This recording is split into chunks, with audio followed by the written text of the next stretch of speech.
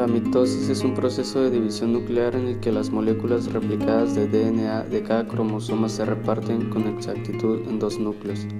Por lo general, la mitosis se divide en etapas: interfase, profase, metafase, anafase, telofase y citocinesis.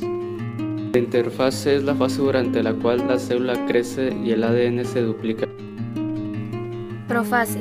En esta etapa los cromosomas se visualizan como largos filamentos dobles que se van acortando y engrosando. Cada uno está formado por un par de cromátidas. La envoltura nuclear se fracciona en una serie de cisternas que ya no se distinguen. En la metafase, los usos mitóticos se anclan al cinetocoro, permitiendo que los cromosomas se organicen para formar la placa ecuatorial.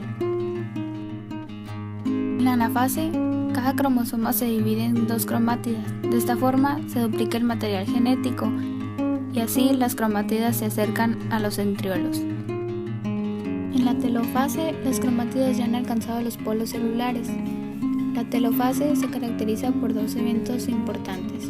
El primero, conocido como cariocinesis, donde el material genético ya duplicado formará dos núcleos independientes. Y la segunda es elongación o ensanchamiento del citoplasma, llamada citocinesis, que culmina con la formación de dos células independientes, dando resultado a dos células hijas a partir de una célula madre. La meiosis es la división celular que permite la reproducción sexual. Comprende de dos divisiones sucesivas.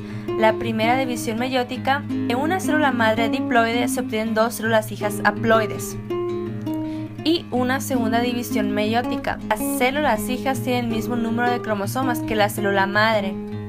Así, dos células de la primera división meiótica se obtienen cuatro células. La meiosis consigue mantener constante el número de cromosomas de las células de la especie para mantener la información genética. Por lo tanto, los errores en la meiosis son los principales responsables de múltiples anomalías cromosómicas. A continuación, se verán detalladamente los pasos de la meiosis. Antes de la división meiótica hay un periodo de interfase en el que se duplica el ADN. Sin embargo, en la interfase de la segunda división meiótica no hay duplicación del ADN. Profase 1.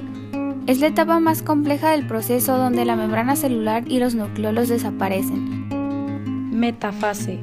Los pares de cromosomas homólogos se alinean en el ecuador de la célula. Anafase.